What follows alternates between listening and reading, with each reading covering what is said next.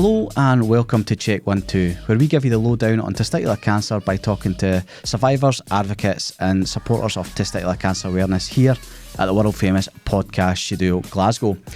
Today's guest is Lewis Walker, a dedicated nursery teacher whose world changed in 2022 with a diagnosis that no one ever expects: testicular cancer.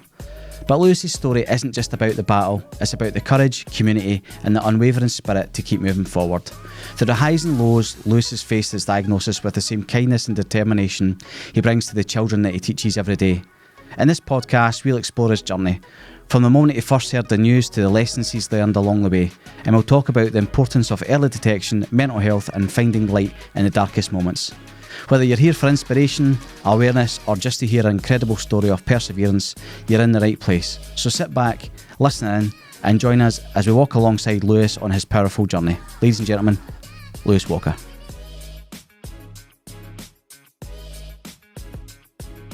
It's always great when we can get more and more voices, and I think like the more that we talk to guys who have went through testicular cancer, it helps, and especially, just as we were saying, if guys, in the northeast of Scotland can hear like voices that are theirs and around their area, talk about it openly, because I think like most places, guys are really rotten at talking about this stuff anyway. So if we can at least make an impact that way, so thank you so much. Thank you very much. So what to do is, if you just kind of introduce yourself, tell us a lot about your testicular cancer journey, and then we'll just speak on it through that. So my name's Lewis, I'm 29 years old, I'm from Aberdeen up in the northeast of Scotland, and at 27 I was diagnosed with testicular cancer. So my journey started around October 2022. So it was just pretty much going to sleep a couple of nights. I was having quite a sharp pain down in I think it was my right testicle. And I think just naturally, you kind of just go onto the NHS Inform and see kind of what the list of things that could potentially be wrong and stuff. So it just talked about infections and stuff. And so I think just the next day, I just phoned up my doctor and said, look, I think there's seems to be an issue. So I just got like a little telephone conversation. They said, sounds like, can't remember the long word for it, but I think they said it was potentially an infection, so just give me some antibiotics. So I picked them up and it was fine. About a week later, I phoned them up. I think it was still a little bit niggly. So I was like, it's still there. Can I maybe just kind of come in and get a little check and stuff? So they did a review. They had an exam and everything, and they said it still seems fine. It seems enlarged, but there's nothing to really be worried about. But we'll send you for an ultrasound just in case, essentially. Yeah. About another week later, then I got a phone call. I was ironically just on my work break, and they phoned me up to say they got some space this afternoon. They had a clear schedule. They would come in. I was like, perfect, that's fine. I'll just get this done and dusted. So I spoke to my work. My manager just kind of explained what's kind of been going on. I think you don't really talk. But your manager about your balls, pretty much. So I just told her that, look, I've had this problem going on. I want to quickly go in ultrasound. Is that okay? She's like, no, it's fine. I'll be back in an hour. But yeah, from there, the ultrasound, I think it was fine. I think I felt pressure when they were doing the ultrasound. I think I felt pressure. I was like, oh, it's sore. And then the other side, it wasn't too bad. So obviously there was a problem there. Yeah. But then they kind of just started going further up. They asked me to just kind of lift my shirt, and they started going all around my belly and all this kind of stuff. So I just thought it was natural. I never really had an ultrasound or anything before. So I just thought it was just a natural thing to do. And they said, that's all fine. They asked me to leave the room. And then I think 5 minutes later, they told me to come back in the room. They said, we need to send you up to urology right away. So I was like, oh, that's not a good sign. Yeah. But I think I generally text my manager, I was like, I'm going to be more than an hour, I think. I don't know what's going to be happening, but she said, just take your time. But yeah, from there, just kind of sat just in one of the beds bits, and the nurse came around and just pulled the curtain around me. So I think at that point, I've seen enough Grey's Anatomy to know that's not a good sign.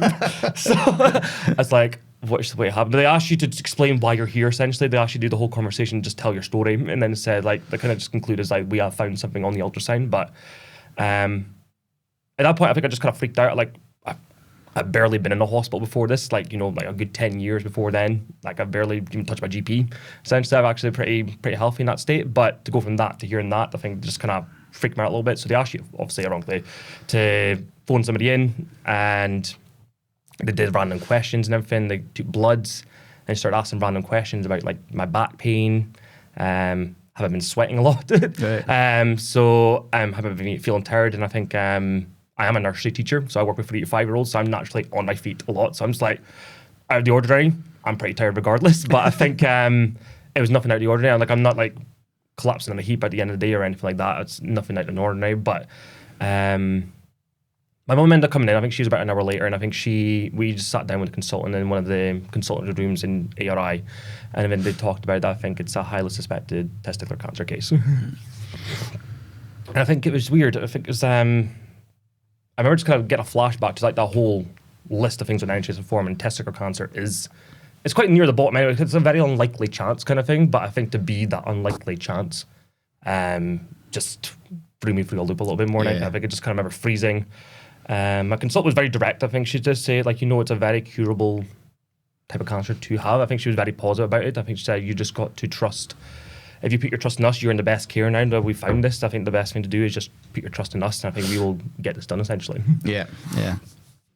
It's a hard thing to hear as well. I think like you were a little bit more aware at the time than I was. So like when I got my ultrasound, I went into the ultrasound room. I've told this story in the podcast before, so I'll really kind of limit it. But I dropped my trousers that many times. I dropped them before I should have, and the wee wife was like, "I need a chaperone. You need to pull them back up." So I was completely embarrassed. And when they said to me like, "Oh, like you're going to have to go and see the urologist consultant again," I didn't twig, because I was still mortified at myself.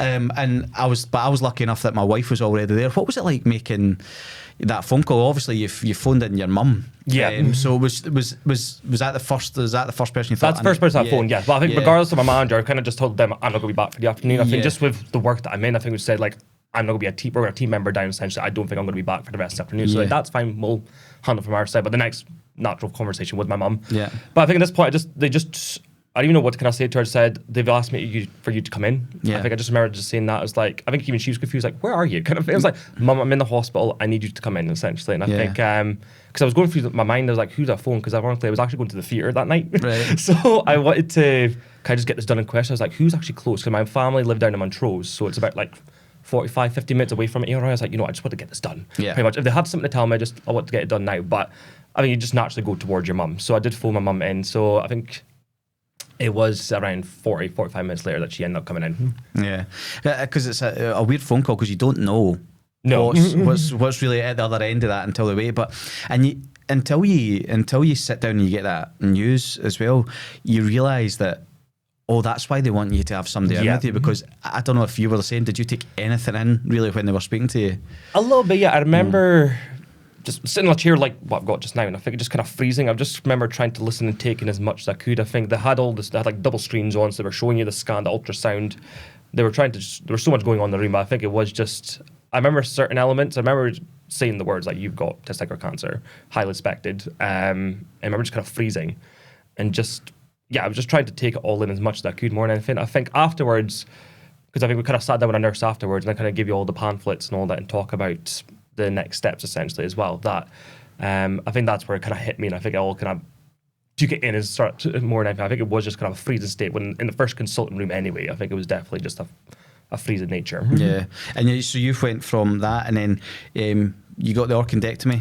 Yeah, and then bouts of chemo after that. Yes. So had your cancer spread from the testicle as well? Yes. So I think they did a CT scan. So I did the orchidectomy. I think that was like the end of November 2022. I think with my work, I think I had to take time off anyway. I couldn't lift kids or anything like that, just with your surgery and everything. So it was around just before Christmas, I think. Yeah, it was around mid-December anyway that I got my CT scan. And I think we had our first consultant meeting with the oncologist, and they told us there, I think just before Christmas, that it was cancer. I think they gave you all the pathology, like all the results of what it actually is, and I think they said unfortunately it had spread to your lungs. And then I think he showed me kind of thing. So it's pretty much, it was like you said it was like a double mirror pretty much. So it was like one lung on one side and one lung on the other side. It was pretty much like a perfect kind of one after more than anything. So I remember just being sitting, I was like, but I think you don't really take it in that much. I think you're listening to what he's saying. I was like, I was just kind of looking at the scans like, that's interesting. Like you've never seen a CT scan, but not really realizing like that's you pretty much, like that's happening inside of you. Yeah.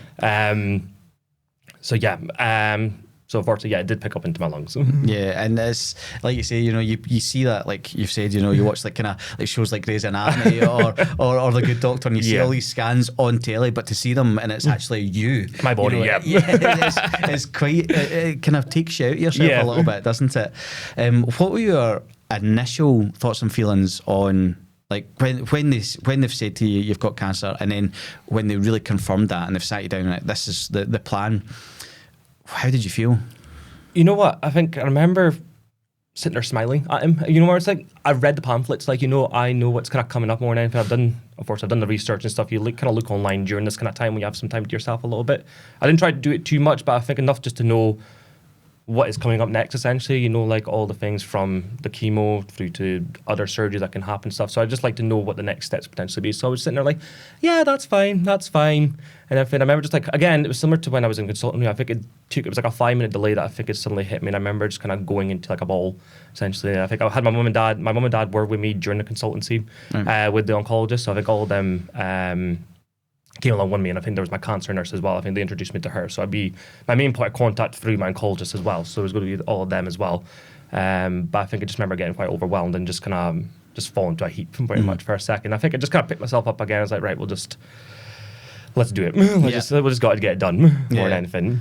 And obviously you've spoke to your work as well, and you know you're working with young kids. How was that? Knowing that you weren't going to be going in to see them before you were kind of like you were off, and how, because obviously a lot of the guys they're working with other adults or working with like we've had guys who are high school teachers who are able to explain why they're going off or why they've been off. Was that something that you had to approach? My kids didn't know. I think just with the age they are, I think they wouldn't fully understand what was going on. But I spoke to the nursery building themselves, so I think I took team by team essentially. Like I just went around and I think I just kind of just said, just keep it between yourselves. Obviously I think the kids would never understand any of what was going on, but I did pop in a couple of times during my treatment and stuff, so I think I was still a familiar face, but I think at this point I kind of lost my hair. So I think they were kind of just more like, they were like, Lewis, you're bald. I was like, yes, thank you. Thank you very much. I think they're very direct. They know what's going on. But it was a sad feeling. You know, I'm quite a work ethic kind of person. Like, you know, like I love what I do. I think it kind of just takes you away, especially being a nurse student. I think you can kind of put your troubles aside and just give your all to these kids as much as you can. So to go from that to nothing, essentially, especially like you say, like the risk of infection, the risk of sepsis, that I couldn't be anywhere near these kids. Like any little sneeze could put you into a complete loop more than anything. So I think it was that was the bit that was more scary for me more than anything. I think that I'm quite a social person as well, to go from all of this, like all these things going on, to pretty much very limited and stuff. Like even at that time, like my niece and nephew had a stomach bug or anything. It's like you can't be anywhere near him pretty much just now. I think it's just too risky more than anything. So it was a force and shame just going from that side of things. You know, just kind of being limited to a bubble. It's like COVID again. Like you're just kind of limited to a little bubble. Yeah. Essentially, and I think you just got to kind of work with what you got for that time. It's so isolatory as well, and I think that's the thing that like people will never fully understand as well. You know. We talk about it more and more, and there's all these great stats around testicular cancer. You know, we're told it's, you know, there's a great curable rate, survival rate, if detected early. But it's the other little bits and pieces in it, that, you know, that that social isolation. You know, like I wasn't quite as sensible as you, and I remember going to Asda with my dad. Like he was wanting to get me out of the house. Like my wife was at work, my son was at school, and I was like, I need to get out. Took me down to Asda, and as I was walking in, this woman sneezed as she was walking by me, and I actually literally felt the droplets of the sneeze. And then that was me. I had avian flu. Wow. So I ended up with avian flu during my treatment. That's great. That's what extreme. Wow. Honestly, like if it could have happened, like I had avian flu, I got sepsis, my wound dehisced, so like it opened up. All right. I had a hematoma in the wound site, and I had a hematoma in my scrotum as well. So it was like all these mad things kept happening at once. Yeah. And the reason I was kind of asking about the kids thing as well, because my son was 4 going on 5 when I was diagnosed and going through it, and it was obviously having that interactions with him, and you're not able to have those types of conversations with kids of that age as such, but it's they can see the difference, and when they look at you, you know, if you went in and you're bald and you're looking probably grey as well, you know. I didn't notice how grey I was. I think my dad works offshore, and I think he was kind of in and out a little bit. My mum was probably my primary care, but my dad did come home a few times, just like during his trips and everything. But I think there was one time I went and stayed with them. I think I was kind of just going between my apartment and theirs, just between little breaks and stuff. And I think he he was home at the point, but I think I just kind of I forgot pajama shorts and all this kind of stuff. I just went in my boxers, but I didn't really kind of take it on. He kind of just went through. He was like, Lewis, you're white. I was like, well, yes. But I was like, no, like, I think you need to look at yourself. I didn't really kind of take it in as much. So like under certain lights, like, oh, wait, actually, there's a lot of obviously the chemicals and all this kind of stuff that you're taking in that I think it does affect you more than you think it does, and like you don't really notice it that much until someone fresh comes in and like you notice the difference in little things like that.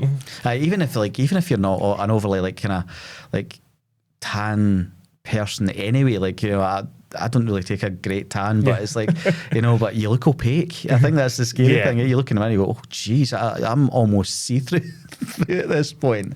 What type of chemotherapy regimen did you get put onto then? So I was, how is it? It's like 3-day BEP, I think it is. So the bleomycin, so I got all three. So I got bleomycin, etoposide, and cisplatin. So I got all three, essentially, I think just for where it was more than anything. So I think I did, so my routine was a Monday, Tuesday, Wednesday, a Monday, and then I start again for 3 cycles. So I did that over 9 weeks from January 2023 to March. Yeah. So that was over the 9 weeks. So. And how was that for you? You know, like, how was that initial first night? Because I remember having these weird thoughts of what chemotherapy was going to feel like. And because, I mean, you don't know, nobody, you know, unless you know somebody who's been through it. And, you know, I hadn't really at that point, I'd known a kid when I was younger who had leukemia who had been through it, but that was it. And I had these weird thoughts, like that first night. What was that like for you?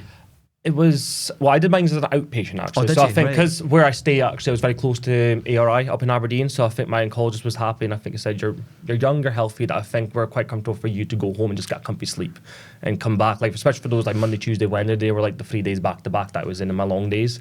That he was happy for me to go home, that he put a PICC line into me. So I got the PICC line put in and like a permanent IV into your arm. So he was happy for me to go home in between all my treatments and stuff. But I remember it was weird. It was like the first day of school. Like, you know, like waking up first, like obviously got to confirm my date and that it was going to be for my first day. And I remember just kind of waking up, I was like, right, let's go. And I was like, I just got my comfies on, just got my trousers on, my hoodie on. I was like, right, well, I'm going to be here for a while. I might as well get comfy, got all my snacks. It was like, I was pretty much came in with my bags, pretty much prepared for anything. So pretty much they told me to stay, I'm good to go. Yeah. So I think I went in, my mum pretty much like dropped me like school. I think my mum didn't come in with me. I think we kind of just made that break at the front door. Essentially, it's like, I'll deal with this bit pretty much. If you just take me where I need to go, then we'll be happy enough with there. So I think she was happy enough to kind of not see me in the chair. I think that would probably just be a bit too much, I think, for her. And I think, I'm just happy to kind of just keep that break there. Yeah. It's such a weird experience as well, because like, again, you've nothing to kind of go, oh, that's what it's going to feel like. I've had fluids before, but that amount of fluids and that, you know, like I remember feeling that initial, like going, like you're going, right, that's it, running. Oh, I thought this was going to be, you know, there's like an anticlimax to it almost, wasn't there? Eh? Like, you're like, oh yeah, like to say, I'm rarely at the hospital. Like I've never had like that. The removal of my ball was pretty much my first surgery ever. So I think that was kind of just a big anxiety for me going under anaesthetic more than anything as well. But I think, yeah, just to sit down in that chair and get the first bit of fluids in. I thought actually, well, I didn't realize there was a separate bag, obviously, for the chemo. Obviously comes in this like kind of designated bag, obviously, it's kind of separate stuff. But I was like, oh, we're good to go, pretty much. Like, well, I'll be done soon, kind of thing. It's like, and I saw like there's a thick checklist, obviously, the women go through. So I was like, no, like this is just the beginning, pretty much. And you kind of get like, oh, okay. And I think like, I don't know if you're similar, but I think it's a long day, pretty much. Like it's from, well, I think I was in from like 8 o'clock till 7 at night. Like I think most of, like you say, is the fluids. Like the chemo itself actually doesn't take that long. I would say. I think it only takes a few hours, but the fluids itself before and after, I think that's where the nurse is like, it's gonna be a long day. Yeah. Oh, see, I was fortunate in that way that I had it overnight. Okay, yeah. So I stayed in overnight, and I think my bag started at like 11 o'clock at night. The unfortunate thing was, though, is you're trying to sleep and you're getting the nurses coming in, waking you up every few hours to kind of change bags or get you. You know, it's like that thing where there's a meme of Lemmy and he's kind of waking up and his eyes are all squint. That's how you felt, you know, with these nurses coming in with the flashlight. Like, morning, up you get. You know, and it's like, you know, what year is it? and you're asking your date of birth, and you're going, yeah, I think that's my date of birth. Just let me go back to sleep. But the thing is, as well, it was like during the day as well, there was the amount you peed as well, because of the amount of fluid and you're like, you're knackered, but you're like, I've got to get up and pee again. But I remember like the first day, I think like obviously everyone's phoning you like, how are you? You okay? So, but I think I had to keep cutting them off. I think between like the water tablet they give you at the start, depending on their, like between that, I was like, right, I think they prepared it as well. I think like there was boxes pretty much of little pee canisters essentially, and it was just pretty much like an art gallery to my pee. I think I was the only person that was going backwards and forwards, like, oh, he's up again. Yeah. Pretty much. So they just kind of watched. So I was like, I think you should go in there pretty much and kind of get rid of a lot of these. So they're like, oh, here he goes again. I just had to keep cutting off my friends. Like, I'm really sorry, but I need to go pee. I was like, I'll need to speak to you later. But it just kept holding. But it's just, I could see I was actually, did you go to the toilet again? I was like, yes. Sorry, I'll speak to you later. Depending on the friend, I probably would just stayed on the phone. Like if it was any of my close friends, like, Chris, I'm peeing. Of course, it was one of these women. I think she worked with me actually, but she's off on a Monday as well. So the Monday was my first day. So she phoned me, but I think that was one thing I was like, I don't think I can take her with me. I was like, I'll need to leave you here. Yeah. So, and how were like your friends and family in terms of that kind of support group around you? What was their reaction to you telling them? I think it was a lot of shock. I think people in between the circle, I think they've had some cancer diagnosis before, but I think to someone as young as me, I think it was just a very big shock. And I think like between person to person I spoke to, 1 minute it was fine, like we're just having a conversation about it. The next minute you hear one bit of tears, I don't, and I think that's you're just off pretty much. So I think it did depend on who was speaking to and the reaction around it more than anything. But I think like there's a group of the girls, I used to dance back in the day as well. There's a group of 6 of us that are quite very close. We had a big group call and I had to kind of talk to them through it and everything. And I think they were absolutely brilliant. I think it was a lot of sympathy more than anything, but I think there was a lot of humour in it as well. That I think we're just finding little bits and pieces that kind of just amuse us throughout the whole process kind of thing. They were pretty much like my second batch of nurses. Once I was out there, they were like my on-call nurses, like, how are you? How are you doing? What your ratings are? And all this kind of stuff. And I've got a couple of them do stay quite close. Like the road I stay on, one of them lives like probably like 2-minute drive up the road. So it was, like you said, like honestly, if you need anything, like we are here more than anything. Like my mum was around more than anything, that they were there pretty much. So they were just a really good support system. And plus my best friends as well. Just one of these things that kind of just brings everyone together, I think, a little bit, just to kind of be that support system, especially. Cause I think I was hoping it wouldn't come to chemo more than anything. I think everyone hopes it wouldn't come to it, but I think because when they did an X-ray initially, they said like, oh, it doesn't spread to your lungs, well, your chest or anything. It's like, okay, that's good. So it must just be isolated. But when you go into the CT kind of thing, and they said like, oh, so I was so confused. I'm like, I thought it was fine more than anything. But then I think my friend's actually a nurse, I was speaking to him about it and stuff, and he explained the science behind it. It's like, obviously it's good that it didn't come up in a chest X-ray. Obviously it's not a massive mass. That's obviously very minuscule that I think they picked up on there. So it's obviously found it very early that it can be dealt with and it's done more than anything. So I think it was just confusing in that sense as well. Yeah, I was the same. I had to get the kind of the 2 blasts of it because it was just starting to creep up into my lymph nodes and my abdomen, and they were like, we just want to get blast those cells. And it was this my memory's shocking, but I can't remember the doctor's name, but she was Spanish, and she's like, hey Paul, we're going to give you the big guns. And I'm like, that's what I want. If I'm getting rid of my cancer, I'm wanting the big guns. That's exactly what I'm wanting as well. And what type of dance did you do? Hip hop and jazz. That was my main ones I did, and I think there was jive and rock and roll. So I think that was the ones we kind of grew up with. There was competitive freestyle, which is that's how I kind of got into it a little bit. It was just kind of a fun class, and I just went competitive for a bit, and then I kind of just went into just the general dance class and stuff in there. And I still teach as well, so I had to kind of give that up as well. Not give it up, but I had to stop that for a little bit as well. And I think that was kind of my main concern. Like I even started my treatment, but I was thinking post anything that kind of done, like you hear all the side effects that can come from doing chemotherapy and everything. That am I able to go and teach a class again? Am I able to play tic and tag with my kids again? Am I able to do any of the stuff that I used to do? No, you just don't know. Obviously, it's far in advance. It's good 4 or 5 months down the line that we can think about that. But I think that was my initial thought. Like, am I able to do anything post this? Am I just going to be just sitting in a heap pretty much as that post of it? So you just don't know what's going to happen. I think it's just the anxiety behind that. Yeah, and having done that, like your fitness level you're probably extremely fit as well at that point. Really, half and half. Yeah, I think I was on my feet a lot. I think between my work and my dancing, I think I'm a snacker as well at the same point at this point. So I think it was a half and half more than anything. I think I could have been a lot fitter, but I think cardio-wise, I think cardio-wise, I was better. Like I was pretty on my feet, so I was happy enough, and I think I had pretty strong cardio levels at this point. I suppose as well, just because like obviously we've talked about that a lot, and most guys who are sitting in your chair, like they were maybe the fittest they were, or again good cardio, and I think like obviously the effect that bleomycin has on the lungs, that's such an important aspect of that, and it's the unfortunate thing where yeah, it does hit men in their kind of younger years, but obviously there's that, if you are doing stuff and you are active, you know, having that lung capacity is always going to help a little bit, isn't it? You know, exactly. Yeah. So I think I managed to get onto just back my feet quite quickly, actually. Even between like my treatments and stuff, when I had the days to myself more than anything, like there was long breaks and stuff, I think I was treating like a COVID routine in a sense, just even get out and about to kind of just keep on my feet more than anything. If I can, I thought in my health, like even if I can get around the block, but I think slowly it was better than I expected. Like you say, there's a lot of preconception thinking I won't be able to take 2 steps out the door, pretty much, or even get out of bed, or just be, like I say, just a frail of a man, pretty much just sitting in a heat, pretty much in a ball. But I think it was much more easier than expected to get around. Obviously, it's a lot of internal risks, obviously, in terms of your infection rates and everything. But I think energy levels, I was much better than I expected to be. I was like, oh, like after the first day, I think I collapsed in a heap. I was like, it's a long day anyway. I think I went to bed at like 9:30 in the morning. I think I'll wake up at 6. I was like, oh, that wasn't too bad, actually. So I was like, we'll just keep going pretty much from there. So I think it was just that kind of scary thought of coming into it, like, how am I going to react to this kind of thing? Like, everyone's different. Anyone that goes through chemo says anybody's different. So you just don't know how your body's going to react to it.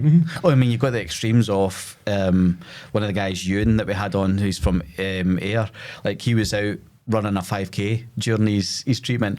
To me, who I couldn't walk the length of myself, you know. So it's like, and you've got all the guys in between who, you know. And I think it's important to say that.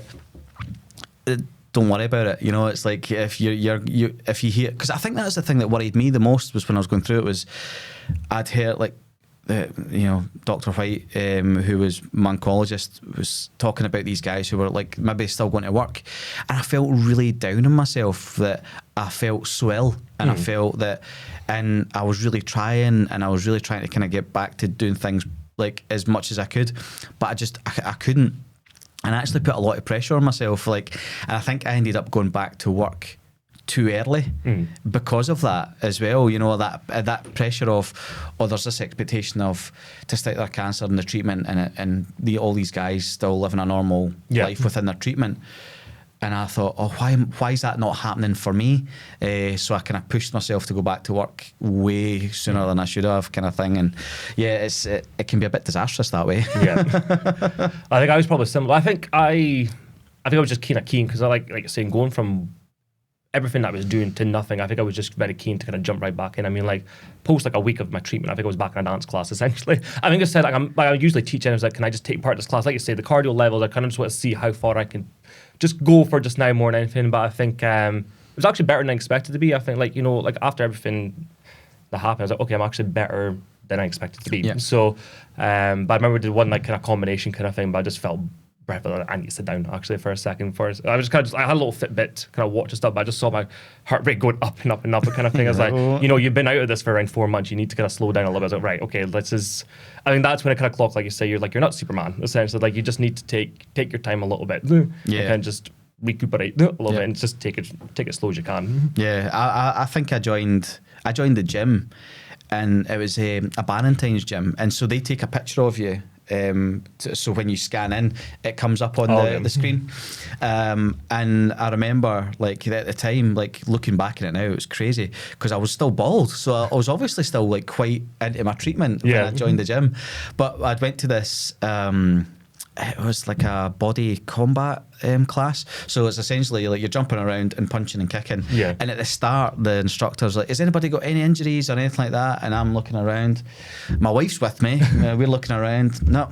And then like about 5-10 minutes in, I'm going, oh God, I'm really sore. And then I was like, oh, I had an operation 3 months ago. And the instructor was like, what?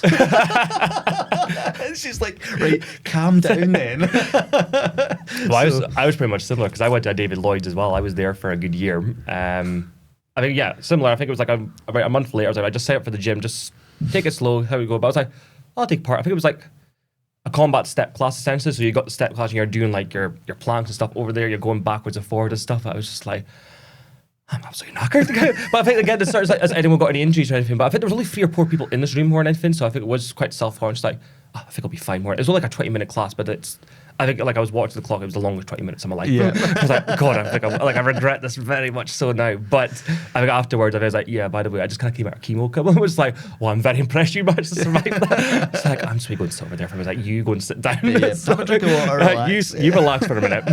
But it's funny what your brain does to you, especially in these things where you do feel like you want to get back to normal as quickly as you can.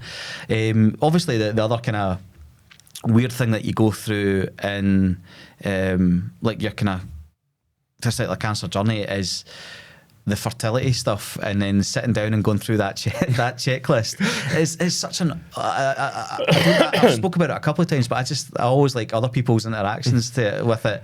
You know, it's such a weird thing to go through. It's something I really think about more than anything, like, you know, like post like anything, like, you know, like further line, do I want kids more than anything? But they're asking there then, like, are you want to have children more than anything? I was like, well, I haven't really thought about it. You know, 27, still in my prime more than anything, but I haven't really thought about a family at this point. But and then he asked, she's like, yeah, I think she's going. I think something like when my mum there's like, I think she go donate sperm. I remember mum's face kind of turned like, okay. So, you do like a couple of things. She kind of came in and was like, you go and do that yourself. I was like, that's fine. I think it was like a Wednesday afternoon. I think I was off work that day anyway. I think there was a couple of days I kind of just took off work, but it ended up being just obviously before my surgery anyway. But I was like, right, I've got an appointment. we didn't even talk about it. It was like, I've got to go do something. Yeah. You just go and deal with that. You deal with that. So yeah. Again, coming back to Ewan on that as well, like his story, like when his mum was like, no, I want to come to every appointment. And he's like, Mum, I don't want you to come to this one.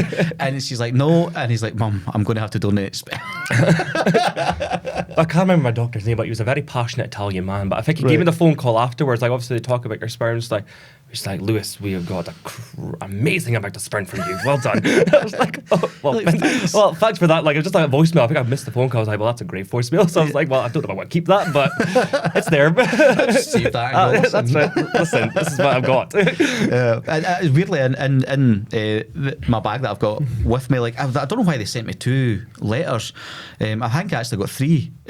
Basically, I've now reached that point where it's going to get destroyed, you know, so I'm like 10 years this year. Oh wow. So and it's it's an odd thing for me. Like, obviously one of the questions is, would you want to donate it to other people? And I really struggled with that, and I ended up kind of thinking, you know, if I couldn't ever like have kids naturally, like, but somebody was able to use my sperm and could, I kind of thought it was like this. I had a really existential moment of crisis there. So I ended up opting not for that, and I was just going to keep it for like, you know, like if me and my wife needed to use it type thing. And thankfully, you know, we were in a position where we were about to head into IVF, and, you know, miraculously she fell pregnant, you know, naturally. And that's my wee girl out like 6 now, you know what I mean, after the kind of treatment. So it's like having the 2 kids and being able to have that family unit is something that I'm really lucky to have, but not everybody that goes through like their testicular cancer treatment is going to think that, especially when you're so young and it happens to you. You know, when you were in that position, and obviously, you know, again, you've kind of touched on it there, like being young, you've not really thought about it. Do you feel like a sense of pressure around that type of thing as well? But to have to maybe like, because you've not got you've not got a partner, you're not talking about this, you know, whether it's surrogacy, whether it's you know, like you're going through IVF and all that type of thing. It's a difficult thing to compartmentalise as a single person. No, I think it was a lot to think about, especially being in a nursery as well. I think I'm surrounded by kids kind of thing. I remember I was actually studying to be a primary teacher as well. That was like, I think I went for more the older generation, like the older kids. It's like, I don't know, nurseries for me. And I kind of went into the nursery and just kind of get a bit of experience kind of thing. But I've ended up just being really fascinated by the age of like 3 to 5, just the way they interact, how they learn and everything. I've ended up just sticking around. So, you know, I think I'm happy here.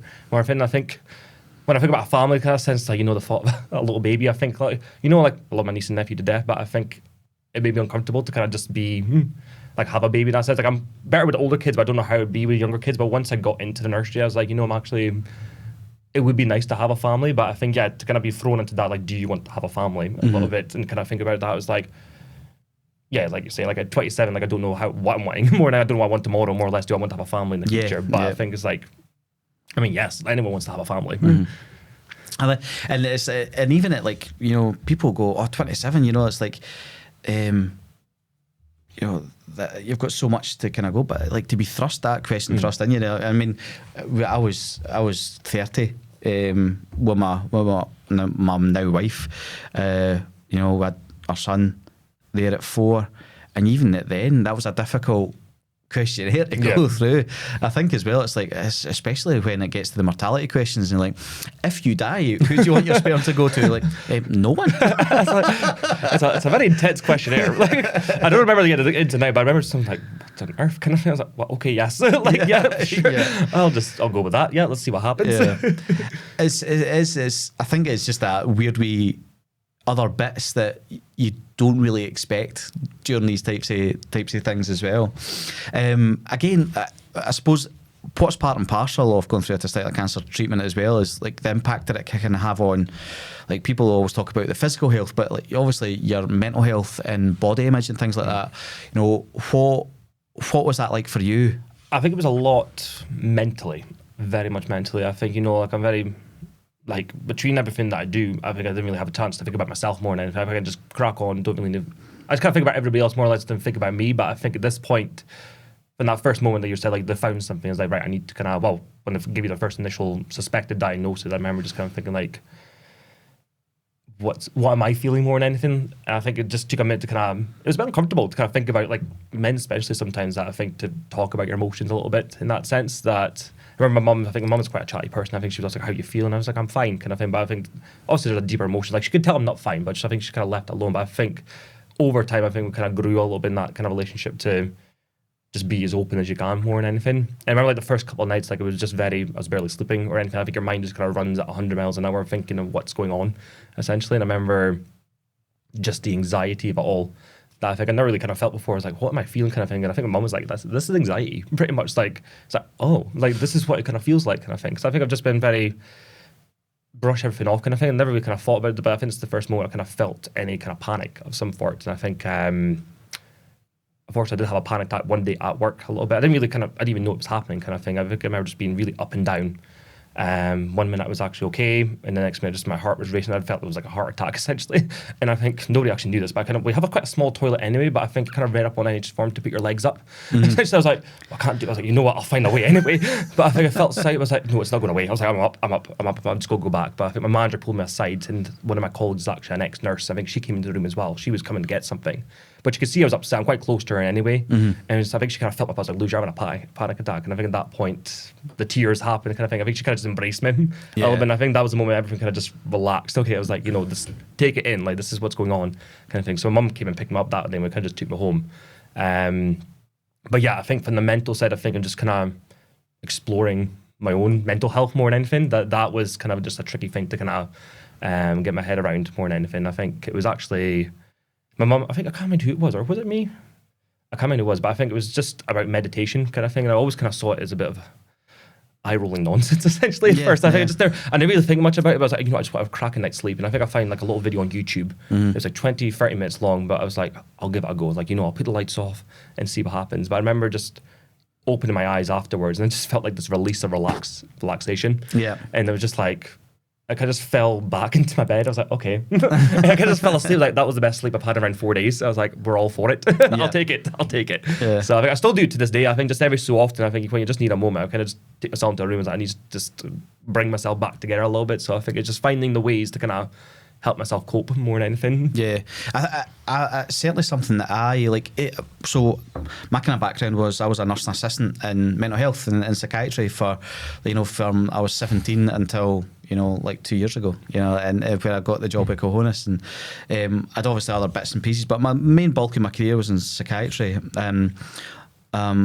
You know, we talk so much about, you know, and try to get patients to go to, you know, the kind of meditation classes and things like that to kind of, and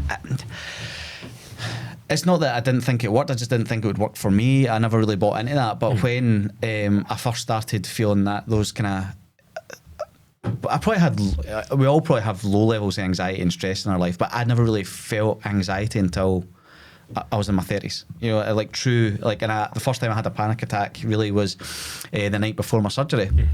And so I started using Headspace, and again I was the same as you. Like I thought, is it can eye rolling nonsense? But actually, when you used it, you're like, oh, this works, you know. And there was different things that kind of happened to me that I thought, oh, this works. The other one was reflexology. I was in hospital, and in the Beatson, they have. The kind of people come round and offer you like different things and one of them was reflexology, and I thought, yeah, I've not slept great.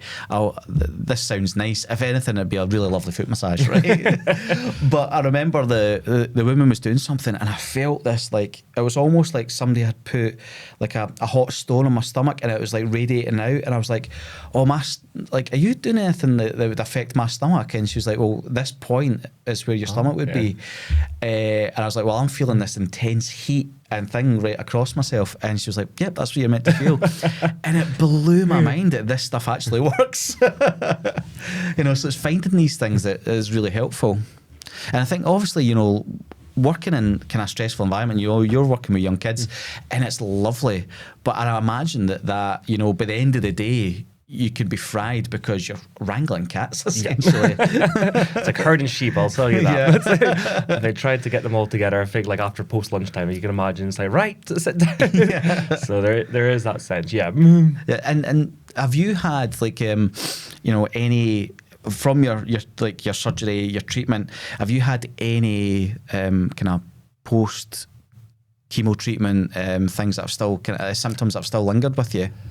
Touch wood, no, not fully. I think every so often I think I had a bit of a ringy ear anyway. It still comes and goes a little bit. And I think when I did my treatment, it was like during the winter anyway, so I think I did feel quite tingly hands during my treatment a little bit, just every so often.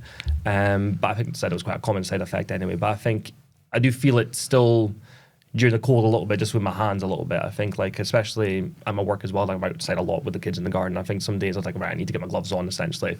Just when you just start to feel it, it feels like a swelling, kind of a little bit, feeling a little bit as well. It's just kind of a bit of a tingling going to my hands as well. So I think little bits like that. But thankfully not a lot more than I thought. Like, coming into it, I thought I'd be not be able to do anything. I think, like, post-wise, it was like, okay, we're done, kind of thing. It's like, right, we'll build little steps from here. So even just kind of gym, like, I barely know what to kind of do with the gym anyway, but I think I was just doing little bits, you know, like 5 minutes on the treadmill, like just do little bits like that. And I think just see not how far we could push it, but I think just little steps at a time just to kind of get me back on my feet properly more than anything. Yeah.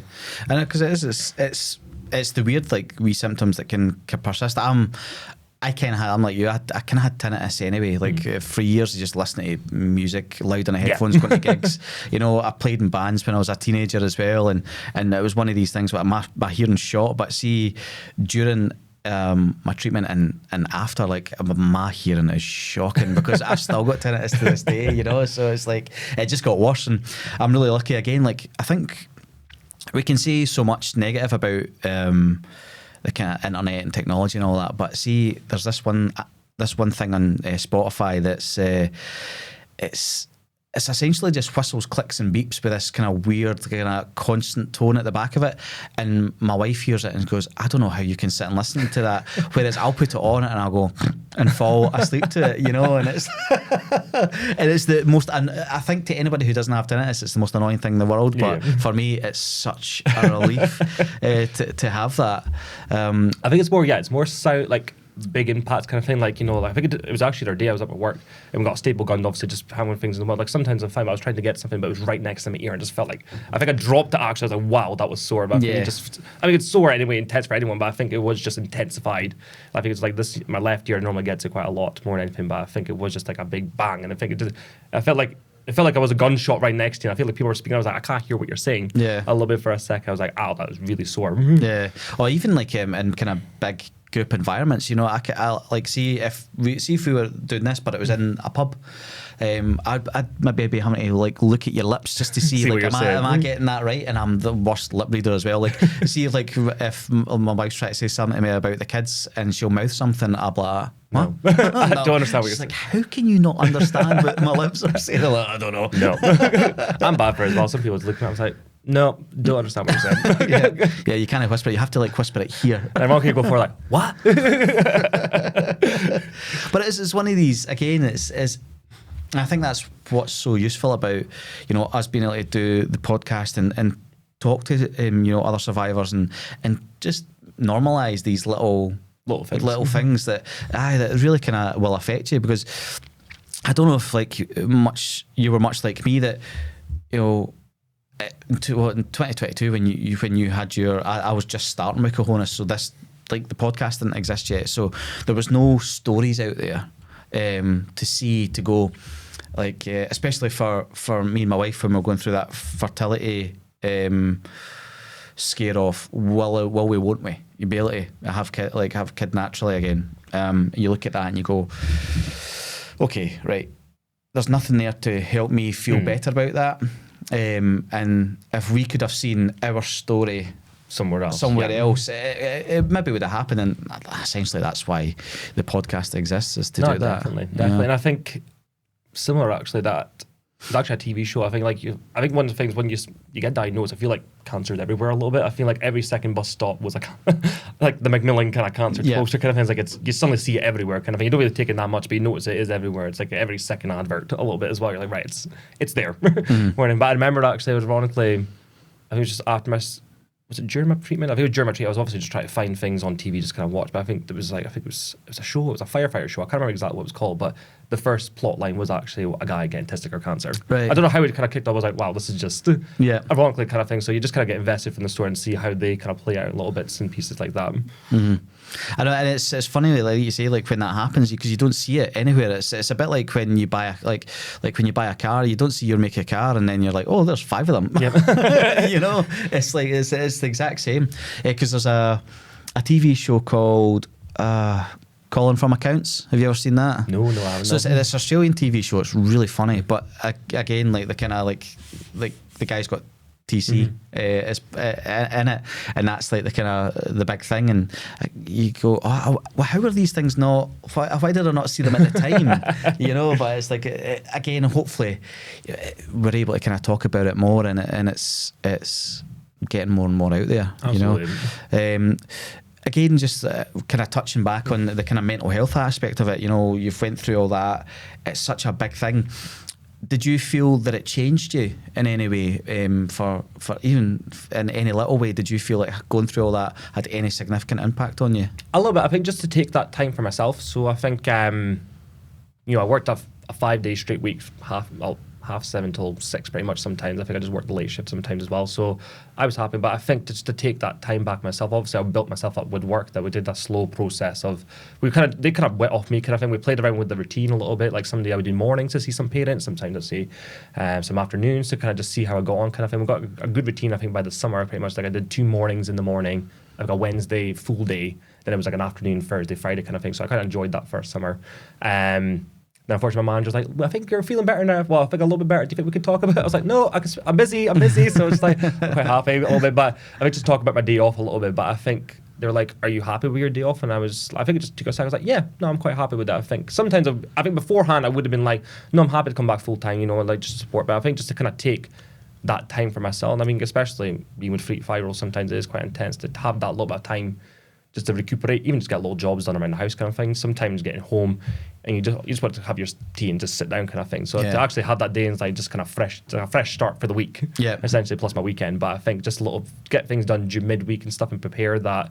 So yeah, I think just to have that little bit of time for myself a little bit. Like, I got sport massages anyway for my dancing. That I think like I got a monthly massage a little bit. So it just treat myself a little bit more than anything. I think, and I think it gave me that time anyway, like with the routine I had, I think, to spend some time in the gym. And I think it was ironically just during that time, I followed someone on Instagram that it was a personal trainer. And I was like, oh, I've seen your story, can I chat to you? And it was a friend through a friend anyway. And I think I'm still with him like a year and a half later, pretty much. And I think it was just that man with a plan, pretty much, kind of essentially. It's like I never saw myself as overweight or anything like that. I think I just needed like just somebody to kind of give me a plan, essentially. And like, this is where you're going. So I think just take care of myself a little bit more than anything now. So I think, just treat myself. Is my main thing, I would say. It's like I don't know if you've ever seen Parks and Rec, but it's like like Tom and Donna. Treat yourself. Treat yourself. I think we've still got a gift pretty much. I think it's one of our friends. I think we go down to like gigs and stuff a lot, but I think every time we get something, I think we're big Joe Malone people. I think every time she goes, it's like the price of it. It's like, just slaps you. Treat yourself. It's such a great motto to live by. Absolutely. I still use that. I think there's like the Kermit the Frog meme, pretty much with the who's on. That's me. I just sent it to people, just say treat yourself. Pretty much so.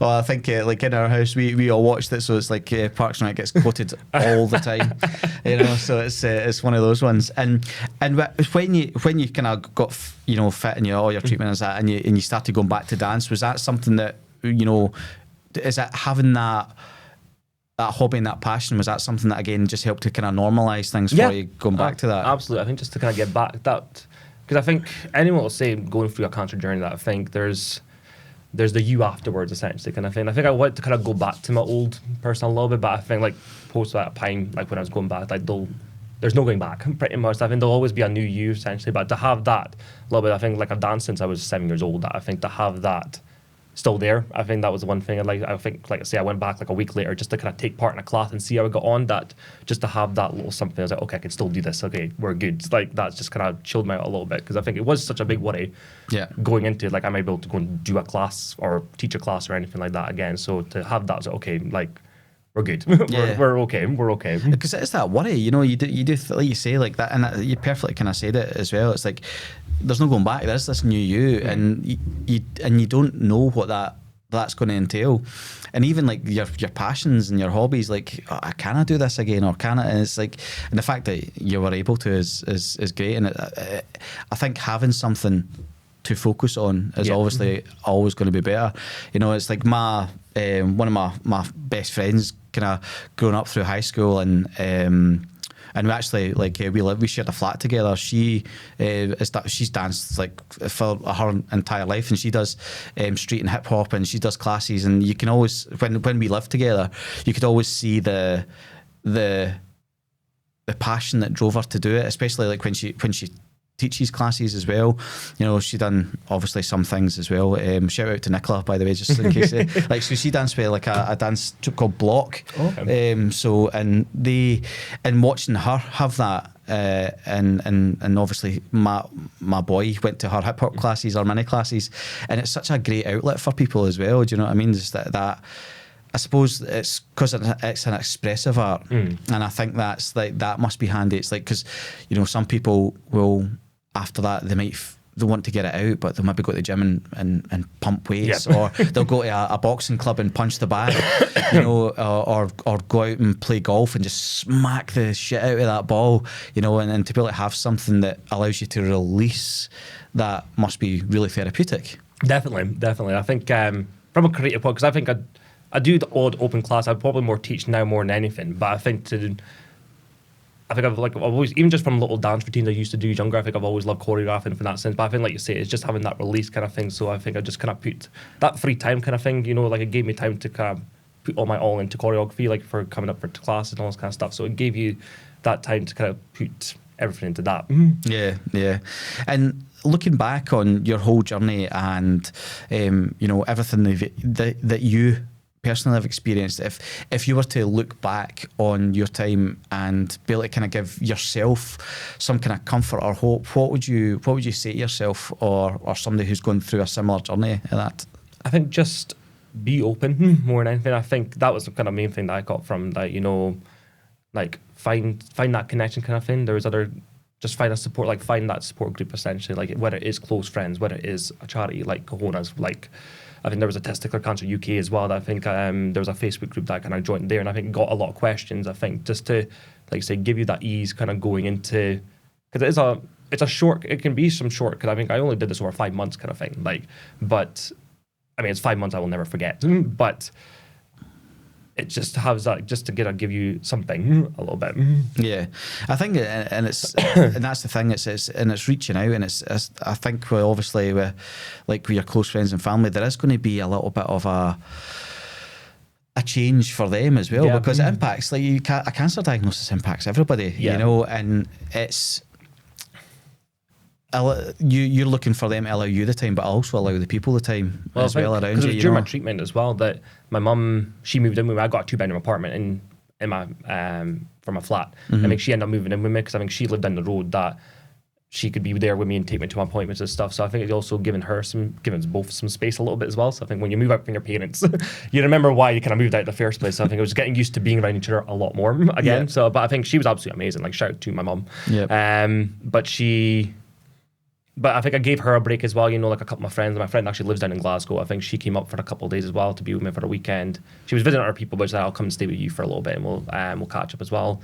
There was my friends as well. A couple of them moved in. So I gave her some time as well, because I think she was my she was everything pretty much. Like, I think somebody said like a momager pretty much. Like, she was my activity coordinator. She kind of get me going a little bit. Like, I know a lot of her friends, because I think a lot of my friends were working and stuff. I was catching up with her friends more than I was going to coffee dates with them. I was like, hi, I'm just here. But I feel like we went to the cinema, went to afternoon bingo. Like, I've never been to the bingo in the afternoon. That was an experience. Oh, I bet. So it was little bits like that kind of just that just, like you say, like kept you busy, kept you going a little bit as well. So I think just to kind of get that good support group around you, and I think that is a big hope to kind of get you through this. It's something you don't want to go through, definitely, but I think like having that group there, I think it helps you 100%. Yeah. No, thank you so much for taking the time and coming down and telling your story. And I think they're all important. I think that's the thing. Like, everybody's story is important, especially within the testicular cancer community, because, you know, as guys, we don't speak enough. No. You know, so it's fascinating to see all the stories. I think, like, just even like listen to everyone, like how everyone, like, there's the main base that some of them are quite, but like to hear everyone's different perspective and everything, it's fascinating. It's quite, yeah, especially if you're interested. I always say that because I try to kind of, when I go to businesses and schools and things, I talk about the podcast, because I'm like, even though the through theme is testicular cancer, you know, if you really enjoy studying people, or you like, you know, listening to kind of how people cope, you know, there's no better kind of thing than you know, even though it's cancer, there's still hope, there's laughter. Yeah. You know, there's so much goes on. It is the little things. It's definitely the little things. And I think especially for young people as well to hear, I think, like, coming from school, like looking back to my school journey, I think there was always the sex ed class that I think you kind of had to kind of sit there, you all kind of laugh, but I think it didn't go into, went through the birds and the bees, but I think it didn't really go into little things like checking yourself a little bit. That I think is very, like, I see it as an important thing now. Like, I didn't really check myself kind of thing, but I kind of give you the wake up call to know your body, know everything around you, essentially what's going on. So I think it's definitely beneficial. No, brilliant. No, thank you so much. Thank you so much. Cheers. Thank you.